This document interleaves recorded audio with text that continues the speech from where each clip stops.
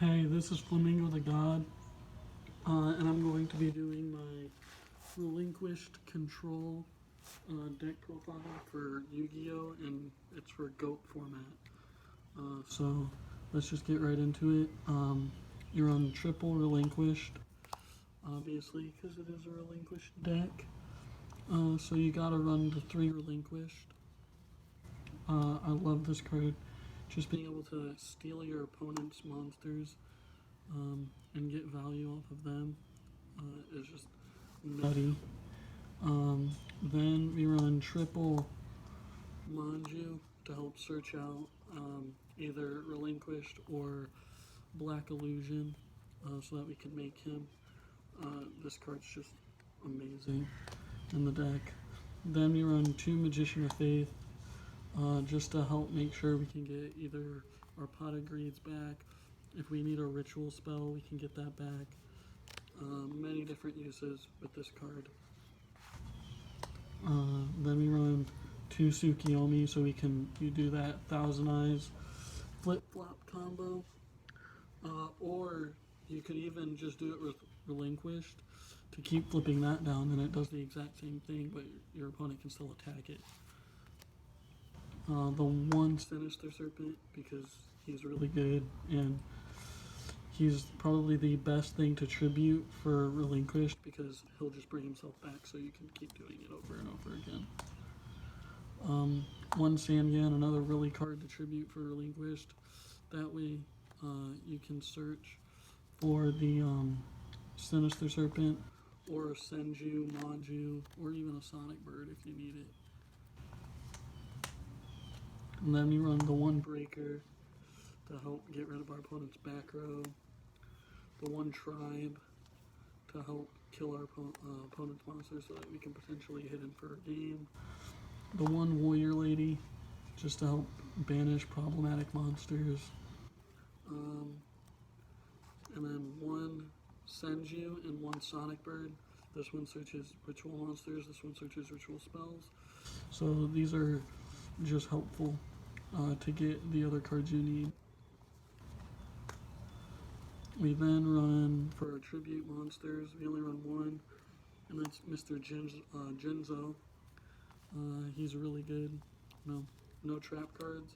Say bye-bye to Mirror Force. They can't activate it, and so he's really good. Then we run 1 BLS, and then that's it for the monsters. BLS is just kind of like your big boss monster. He's a very big monster, and they have to either deal with it or they lose. And luckily, this deck can deal with it by stealing it with Relinquished or even Thousand Eyes because we can make him really easy. 1 Delinquent Duo, Graceful, and Pot, the Trinity. These are just, you see these in every GOAT deck because they're just that good. Draw 2 cards, busted. Ripping cards out of your opponent's hand with Delinquent Duo is also just busted. Then we got triple Black Illusion Ritual to summon our Relinquished. But a lot of people I see only play 2 of this, but I really like 3 because I want to be able to see it. So I played the 3, and because you can get it back with Moth, but if you set your Moth because you need the ritual spell and then they knock it, then you're screwed because you can't get your other ritual spell. And so I play 3. You don't have to. It's really up to personal preference, but I really like the 3. Then we got the 2 Metamorphosis. I only play the 2 because, to be honest, you don't really need the 3. You don't usually see it that much. And because you have many ways to not only recycle your Metamorphosis, but there's many ways to help thin out your deck in this deck so that you could potentially draw into it. It's not hard to get. The double Scapegoat, it's just Scapegoat, summons 4 tokens. Double Knock, because this card is amazing. Knocking people's monsters so that they can't use them is amazing, and it's really good. I really like this card. Then the one-ofs, we got one Book of Moon. Um, I found that in my deck, I really only like the one, because Tsukiyomi does the exact same thing that this does, uh, but it's also a body. This just flips something, but I can flip something on my opponent's turn, which is pretty cool. But at the same time, like, this is another card that you could just add back with Moth. So why? I don't really see a need to play more, and plus I'd rather have the extra ritual spell in my opinion. Then we got the MST and the heavy to deal with back row. Um, there's just back row removal, back row hate essentially. We got the premature burial to bring back anything that we may need to in the grave. And then the last card we got is Snatch Steal. That way we could snatch our opponent's monster, activate Black Illusion, and then summon our Relinquished, and then steal something else to help get rid of our opponent's board. And then for the traps, we run one Call of the Haunted, one Mirror Force, one Torrential Tribute, one Dust Tornado, and a Ring of Destruction. And that's it for the main deck. I don't really have a side deck right now, because I'm going to make the side deck, this is just for fun, I'm going to make the side deck legendary Flame Lord cards, like the 3 legendary Flame Lords and then the 3 ritual spells. That way, I could side those out, side out my Relinquished cards and just play that, and, have a brand new deck to play if I want to. For the extra deck, you can really run whatever you really want, but you only really go into one guy, and that's Thousand Eyes, so of course we have to max out on him. Cards busted. Steal an opponent's monster, equip it to him, and no one can attack except for him. Then we got the triple Ryu Senshi. I went into him literally once, and that was it. He's good though, but I don't go into him a whole lot. King Dragon, I've never went into this card, ever, but he looks really cool, and I decided to put him in just in case. The double Ojama King, just because he has big booty defense, and he helps lock out our opponent. Pretty good card. I don't really like his art though.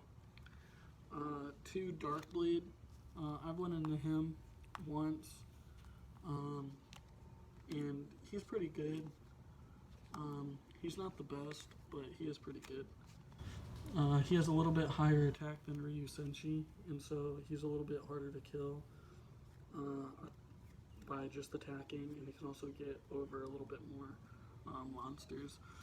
2 Dark Bolter. I've never went into this card. I want to because he looks really sick, but just never have. 2 of this Flame Swordsman.